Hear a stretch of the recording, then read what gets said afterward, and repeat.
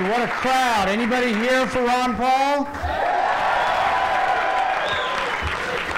Now, when my dad asked me to come and campaign in Iowa, I said, I'll come if I don't have to wear a tie.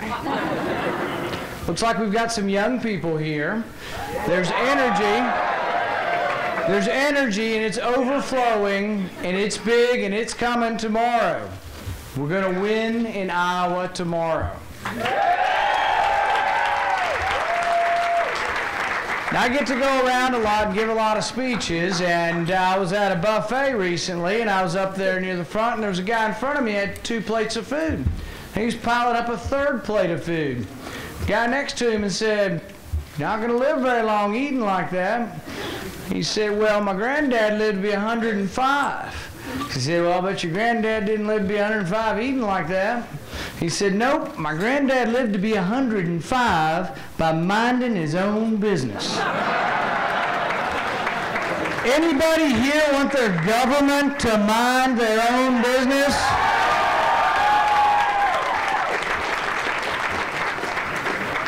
We are borrowing $40,000 a second. We're borrowing over $2 million a minute. In the short time that we will be here today, we will borrow over $70 million. Admiral Mullen said that the biggest threat to our national security is our debt. Erskine Bowles, head of the Debt Commission, said that the most predictable crisis in our history is the coming debt crisis. Even Ben Bernanke has said that our debt is unsustainable. There is only one candidate in this race who would balance the budget in one term.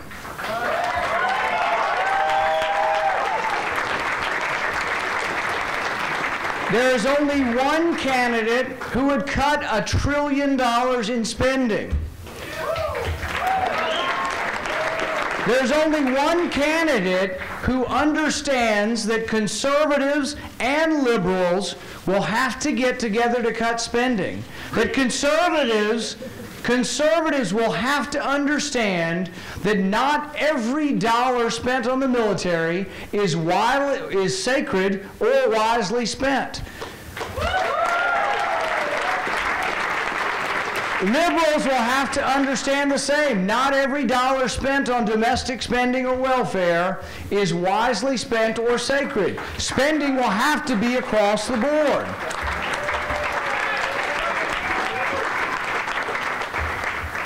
There is only one candidate who's never been accused of flip-flopping. There's only one candidate who's never taken a congressional junket. There's only one candidate who stands above, head and shoulders above, who lobbyists will tell you is incorruptible.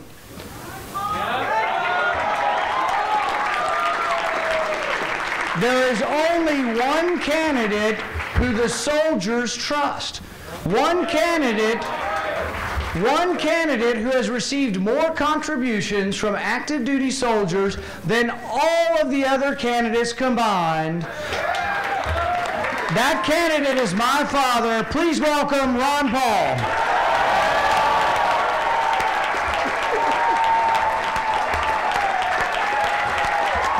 Thank you. Good to see everybody. Wow, look at the crowd. All right, Carol here. Hey. Thank you. Now, you know we have a short time, but I'm delighted to see so many. But if you get to chanting about end the Fed, we won't have any time for a speech. So, but it is great to be here. I mean, this crowd is amazing. We're suggesting that we get a few people out at these whistle stops and sort of encourage everybody along. But this is almost like a real rally. This is great, wonderful.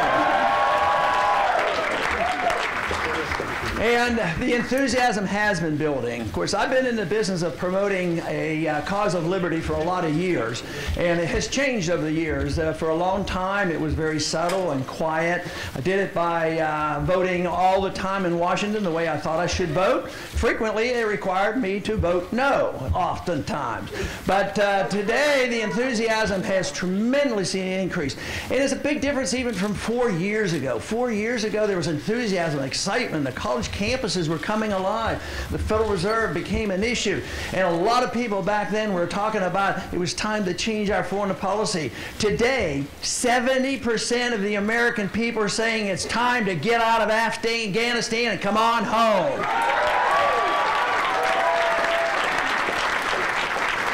But the excitement has built steadily, and the campaign has been remarkable in the organization.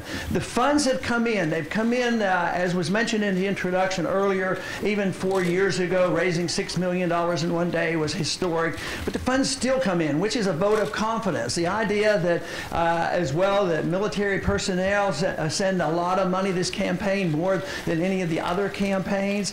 But I tell you what, the enthusiasm is growing by leaps and bounds. The crowds are getting bigger, and the issue, as far as I'm concerned, there's only one issue. You know, they talk about a lot of issues. They talk about the foreign policy, monetary policy, economic policy.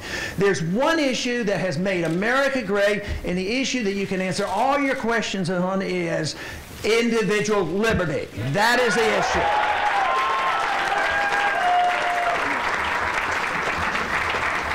And it was the abuse of this liberty that provoked the revolution and then the writing of the Constitution. The Constitution was written as a document, though we were coming together into one country. The document was written, it was intended to at least, to strictly restrain the federal government. That's what the Constitution is all about. And yet today we have a federal government that's growing by leaps and bounds, and the best demonstration of that is the spending. Spending never ceases. One administration to the next, it's always spending increases. Even today when they talk about cuts, you know they're not talking about cuts. They're talking about tinkering around the edges and nibbling away at the proposed increases. What we're talking about are real cuts and the shrinking of the size of the federal government.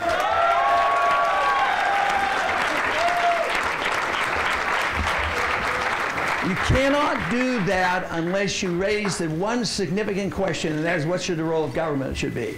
If liberty is the most important issue, the most important responsibility of government is to protect liberty, and not to be the policeman of the world, and not to have a runaway welfare state.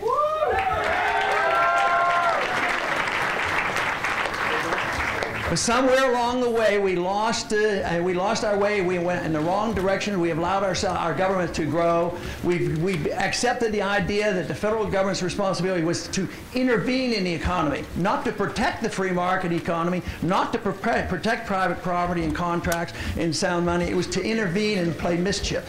It wasn't to protect your privacy. Right now, today, this government spends more time and energy in passing law, invading your privacy. It should be the other way around. We want exposure and openness of government. We want your privacy back.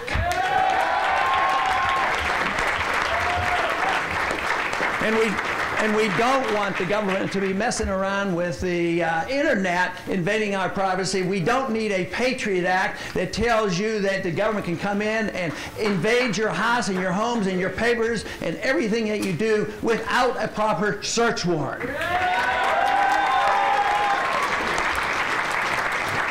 And we certainly don't need to be moving on to the next stage, which is happening right now. Last week or 2 weeks ago it was passed, and then just recently signed by the President, authorizing the military to arrest American citizens and allowing American citizens, for citizens to be held indefinitely. That is the wrong direction. We need to reverse that direction.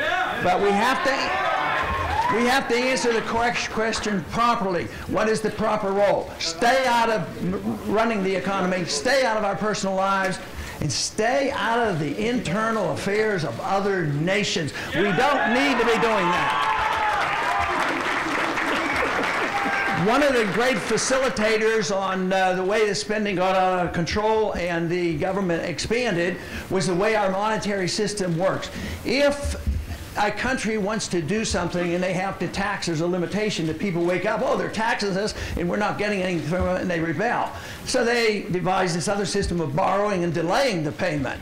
But now they have used this other technique for the last 100 years, but it's totally out of control, and it's called central banking, the Federal Reserve. This idea that we allow in secret the central bank to print unlimited dollars into the many, many trillions, bailing out the friends, has to come to an end. That is the reason government gets so big. So not only do we want an audit of the Fed, we want to make sure that we have something much better than the current Federal Reserve System that we have today.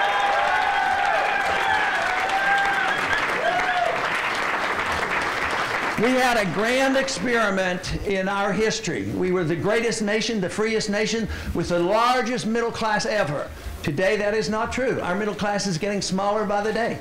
There is a transfer of payments when you destroy currencies. There's a transfer of payment when you allow the lobbyists to control Washington, and Washington becomes nothing more than an auction.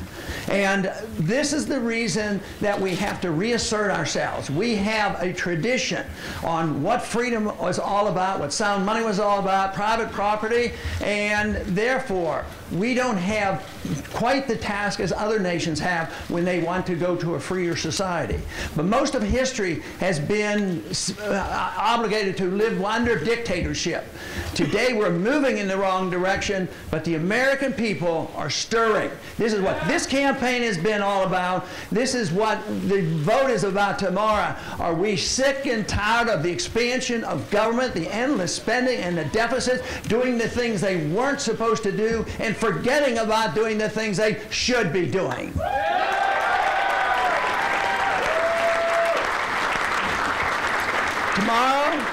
Tomorrow is a very important day. Small in numbers, but a very big message. So you carry a lot of weight in this state.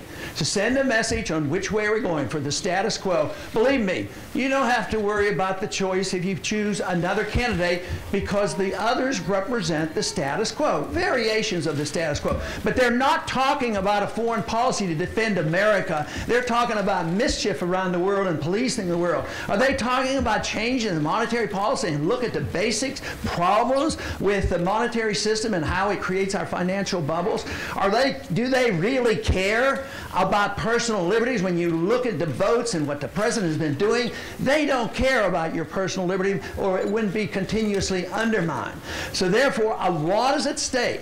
I used to say, as many have said, and some continue to say, yes, we can't spend that money because we don't want to pass it on to the next generation. Let me tell you, it's not going to happen. The next generation is here today. That is why we have to change things today and bring back the traditions of America, which means liberty, peace, and prosperity. Thank you very much.